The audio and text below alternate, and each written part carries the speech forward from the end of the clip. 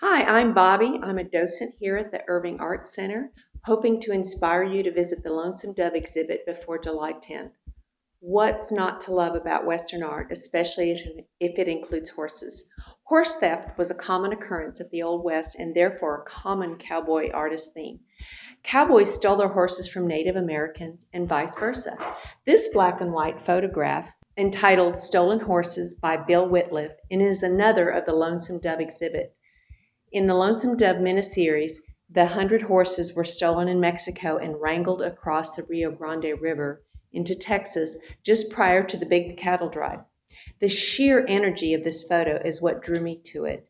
The foreground looks like a painting with the dust blurring the images of the horses, and the upper rear section has enough definition to see the small waves in the water of the river, reminding you that it is a photograph. There's so much movement and emotion in this photograph. Can you see the fear and terror in the faces of the horses? Imagine the strength these powerful beasts possess to race up the steep embankment, with their nostrils flaring to gulp in air. Notice that most of the horses' ears are back, listening to the shouts and whistles of the human riders, commanding them to move.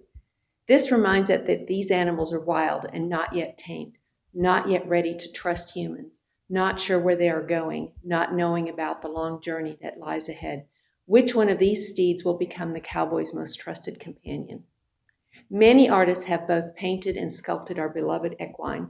Charles Marion Russell painted several variations of Native Americans stealing horses, and Jack Sorensen, a contemporary cowboy artist, has painted a few versions of cowboys wrestling mustangs. Another contemporary cowboy artist, Clark Kelly Price, has painted portrayals of horses forging rivers. These horses are in many of the Lonesome Dove exhibits photographs and remind us how vital they were in the life of a cowboy and therefore often depicted by the cowboy artist. Bill Wittliff's photographs provide a glimpse of what the unglamorous cowboy life was really like, and using black and white photography keeps it authentic. I appreciate you viewing this gallery spotlight, and come see the exhibit before it closes on July 10th. My name is Tom, and I'm a docent for the Irving Art Center. Today we'll be looking at a piece from Lonesome Dove Photographs. The piece is titled Lost, and it shows a single man on horseback riding an open prairie with an ominous approaching thunderstorm on the horizon. The land is covered by short prairie grass, a few scrub trees, and a mountain range in the far distance. The man's head is slightly downturned, and except for his horse, he is totally alone.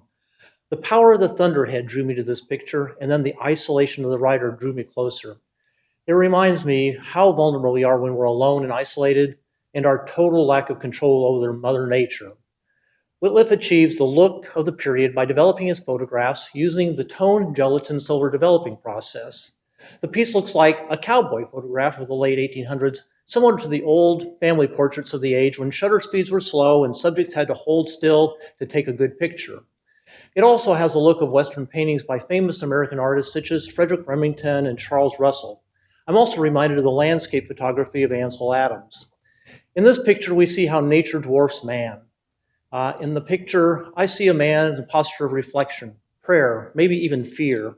He's lost and needs to find the strength to get home. In the horse, I see a living being that without much appreciation may be the man's only companion and means of escape. I also see inside the clouds not just the threat, but the beauty of the storm. The storm may be containing lightning, hail, and gusty winds, but it also contains life-giving water.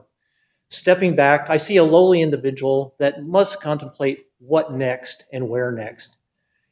This piece reminds me of how different life was just over 100 years ago when a trip from the South Texas to Montana would take days or even months. Now it takes 3 hours by air and a little over 24 hours by car.